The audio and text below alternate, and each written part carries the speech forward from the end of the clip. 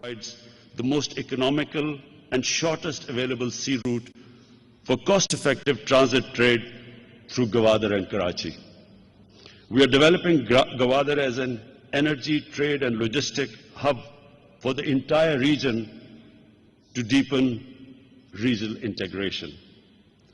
Commercial activities have commenced in Gwadar since March 2019. We would welcome cooperation between Gwadar and other ports of the region. The China-Pakistan Economic Corridor, CPEC, is the flagship project of BRI. It entails greater connectivity and trade linkages through a network of rail, road, fiber optic, cable, energy pipelines, industrial clusters, and special economic zones. We do not see CPEC project as an exclusive enterprise. We hope CPEC can stimulate further regional cooperation and be the foundation of a much larger connectivity network based on mutual cooperation. Excellencies, regional peace and stability is paramount, is of paramount importance for optimal results. I foresee two key challenges in this context. First is the situation in Afghanistan. Second, outstanding disputes keeping the region fragmented and least integrated for decades. Afghanistan is the natural land bridge between Central and South Asia. Peace in Afghanistan remains the most critical factor in translating this connectivity vision into reality. Our foremost priority is stability in Afghanistan, as it directly affects us. Pakistan will continue to support all initiatives for peace and reconciliation, as well as reconstruction and economic development of Afghanistan. We encourage all neighbors of Afghanistan and regional and international stakeholders to work together for facilitating a negotiated political settlement. Excellencies, I just want to make a couple of comments because President Ashraf Ghani mentioned Pakistan's negative role in this conflict going on in Afghanistan. President Ghani, let me just say that the country that is going to be most affected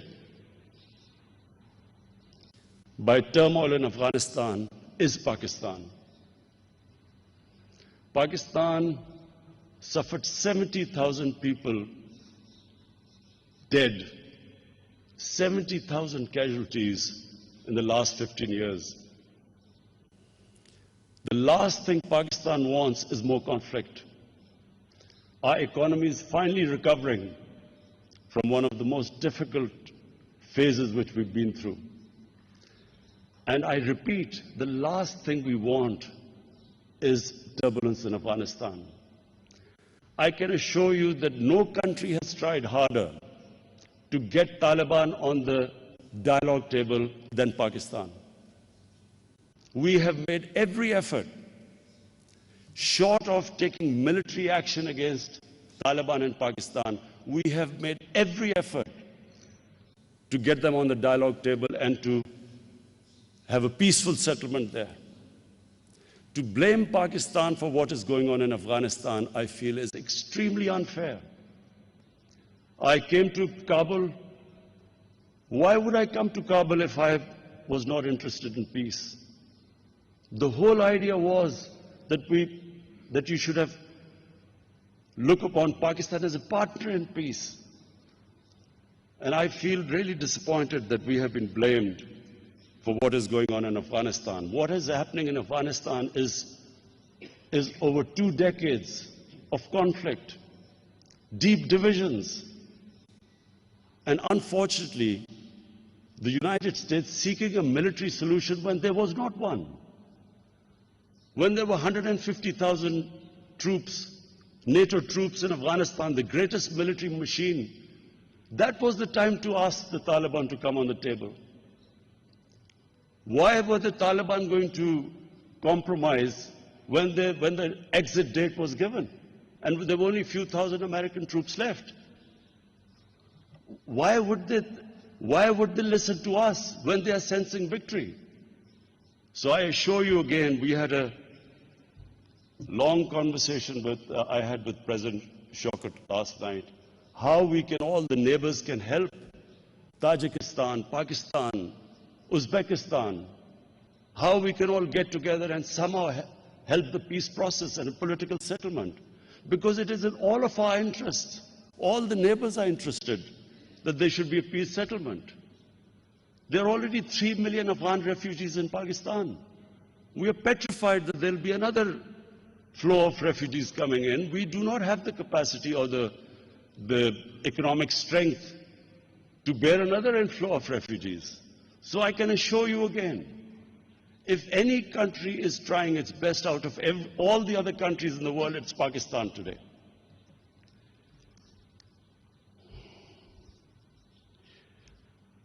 The second major challenge to the connectivity initiative are the regional unsettled disputes, and this is between Pakistan and India.